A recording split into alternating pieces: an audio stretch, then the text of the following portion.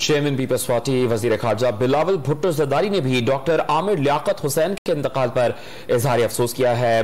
बिलावल भुट्टो ने कहा कि डॉक्टर आमिर लियाकत हुसैन ने सहाफत से लेकर सियासत तक एक मुतहरिक जिंदगी गुजारी। आमिर लियाकत हुसैन ने जिंदगी के मुख्तलिफ शोबाजात में अपनी सलाहियतों का लोहा मनवाया। बिलावल भुट्टो ने कहा कि डॉक्टर आमिर लियाकत हुसैन के इंतकाल की खबर से सख्त सदमा हुआ है।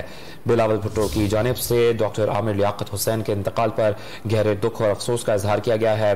बिलावल भुट्टो जरदारी ने कहा कि डॉक्टर आमिर लियाकत हुसैन ने सहाफत से लेकर सियासत तक एक मुतहरिक जिंदगी गुजारी। आमिर लियाकत हुसैन 5 जुलाई 1971 को पैदा हुए और 2002 से 2007 तक कौमी असम्बली के मेंबर रहे।